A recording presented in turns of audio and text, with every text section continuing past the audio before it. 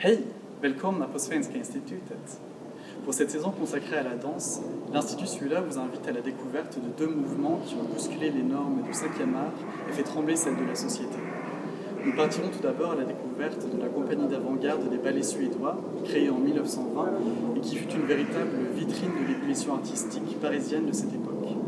Nous irons ensuite à la découverte de la culture ballroom, dont l'artiste suédoise Sari Odenö a suivi les membres les plus actifs. Commençons la visite.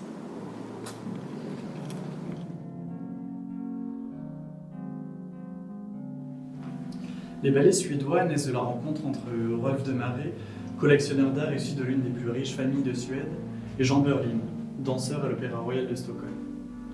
Les deux hommes forment un couple dans la vie comme sur scène et emménagent à Paris en 1919. La compagnie des ballets suédois est créée l'année suivante, en 1920, et joue ses dernières créations en 1925. Ce sont 5 années d'une extrême effervescence, tant au regard de leur richesse créative que de leur nombre de représentations. En effet, les ballets suédois ont joué leurs 26 créations plus de 2800 fois, tant dans leur fief qu'était le Théâtre des Champs-Élysées à Paris qu'à travers toute l'Europe et l'Amérique du Nord. Outre ces chiffres étourdissants, les ballets suédois ont surtout contribué à renouveler l'art de la danse et du spectacle vivant. Ils ont collaboré avec les artistes les plus novateurs de leur temps, et toutes ces collaborations ont abouti à des spectacles s'approchant de l'art total. La scénographie de notre exposition s'inspire de l'avant-dernière création des ballets suédois. Intitulée Relâche, elle a été créée en 1924 et est considérée comme leur œuvre la plus avant-gardiste. L'un des panneaux présente les grands thèmes et les personnalités les plus importantes de la compagnie, tandis que la frise chronologique qui lui fait face en reprend les dates les plus importantes. Enfin, plusieurs captations d'époque des ballets suédois sont montrées.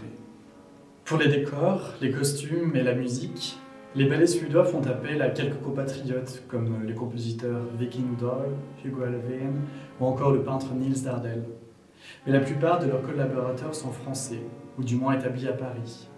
C'est le cas notamment du collectif de compositeurs, le groupe des Six, ou encore d'Hélène Perdria qui crée les costumes du Marchand d'oiseaux, Jeanne Lanvin qui crée les costumes de la pièce Jeu, ou encore Fujita qui conçoit le décor du tournoi singulier. On peut citer d'autres noms, Jean Cocteau, Éric Satie, Francis Picabia ou Fernand Léger. Leurs spectacles puisent leur inspiration dans divers mouvements d'avant-garde de leur époque, tels que le cubisme, le dadaïsme ou le surréalisme. Quant aux chorégraphies de Jean Berlin, elles s'inspirent de danses du monde entier et oscillent entre théâtre dansé, pantomime et tableau vivant. Au vu du caractère très cosmopolite de leur création, on peut légitimement se demander ce que les ballets suédois avaient de suédois. En réalité, ce nom fut surtout choisi pour créer une dichotomie avec les ballets russes qui connaissaient un très grand succès à l'époque. Certes, certaines de leurs créations s'inspirent du folklore suédois, tels que Nuit de Saint-Jean ou Danskille, et bien que ces ballets étaient ceux qui connaissaient le plus grand succès public, ils n'étaient pas nécessairement ceux qui étaient le plus novateurs. A l'inverse, des pièces comme Skating Rink ou La Création du Monde, dont les décors et les costumes spectaculaires furent créés par Fernand Léger, étaient véritablement révolutionnaires pour l'époque. De toutes les créations des ballets suédois, Relâche est sans conteste la plus avant-gardiste. Créée en 1924, Francis Picabia en signe le livret, les décors et les costumes. Sur scène, les provocations s'enchaînent. Le premier décor est constitué de 370 ampoules s'apparentant à des phares de voiture et dirigés sur le public. Le deuxième décor est un fond de scène recouvert de graffitis dont l'un d'eux interpelle le public « Si cela ne vous plaît pas, vous êtes libre de foutre le camp ». La musique d'Éric Satie se joue des conventions du ballet traditionnel en s'inspirant de thèmes populaires. La chorégraphie de Jean Berlin, elle, se rapproche de la non-danse. Relâche déchaîne les passions et crée le scandale. Mais le spectacle, volontairement provocateur, ouvre la voie à de nouvelles formes d'art, interdisciplinaires, expérimentales et conceptuelles. Il marque aussi une fin en apothéose pour les ballets suédois qui se dissolvent en mars 1925. Après la dissolution des ballets suédois, Rolf de Maré continue à œuvrer en tant que bienfaiteur de l'art de la danse. En 1933, il crée les Archives internationales de la danse à Paris. En 1953, il crée Dansmuseet, le musée de la danse situé à Stockholm et qui est partenaire de l'Institut suédois pour cette exposition. Jean Bernouin, pour sa part, meurt en 1930, âgé seulement de 37 ans. Il est très affaibli par la drogue, la maladie et l'alcool, mais jamais il n'aura cessé de danser. Notre exposition est complétée par une sélection d'affiches présentées dans le Café suédois.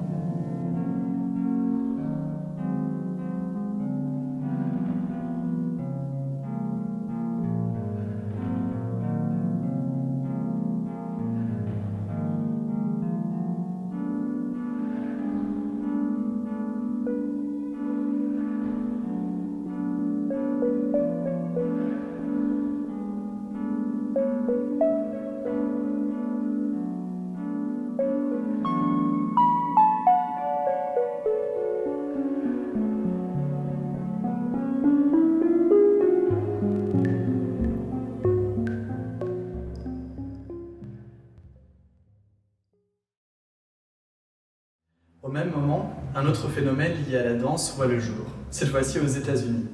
Il s'agit de la culture ballroom. L'artiste suédoise Sarah Jordenö, l'icône de la scène ballroom actuelle Toogie Pucci Garçon, lui rend hommage à travers l'exposition The Reincarnation of Auckland Palace.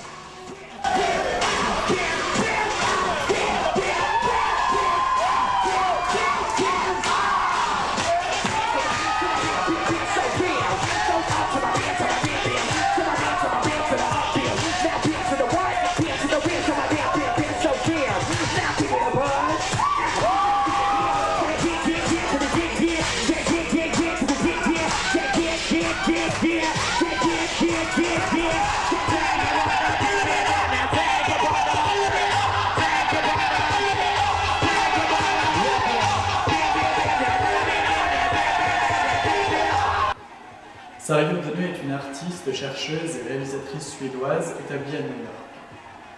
Son œuvre se place à la croisée de l'art et de l'anthropologie, et elle place souvent la collaboration au cœur de sa démarche. Elle s'intéresse souvent aux lieux ainsi qu'aux personnes qui les habitent, et également aux populations marginalisées. L'exposition The Reincarnation of Auckland Palace documente le projet participatif organisé par Sarah Jordenö et Toogie Pucci Garçon à travers des photographies et une vidéo. En 2012, alors que Sarah Jordenö et Toogie Pucci Garçon travaillent sur un projet visant à mettre en lumière la culture ballroom, ils font la découverte d'un lieu, le Auckland Palace.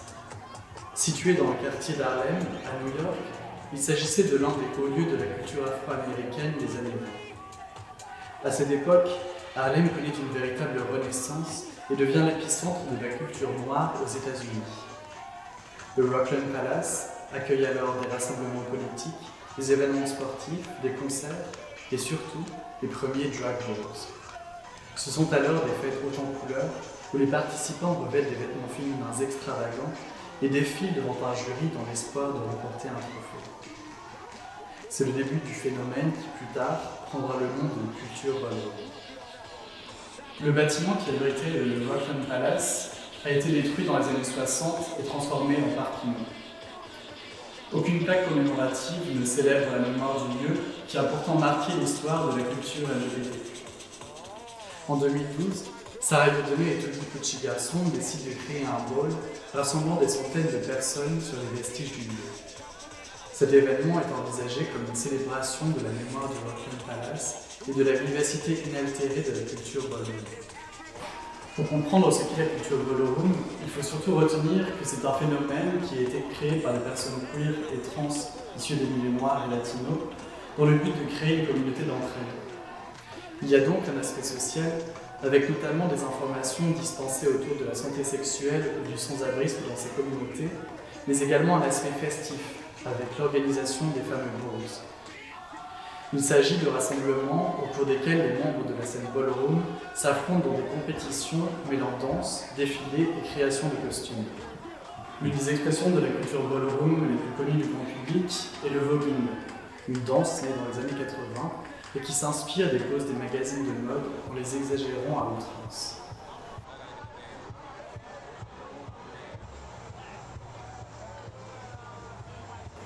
Sarah Jordenö et Toogie Pucci Garçon se sont intéressés plus spécifiquement à la scène kiki, qui est une branche de la culture ballroom dans laquelle l'aspect social occupe une place prépondérante.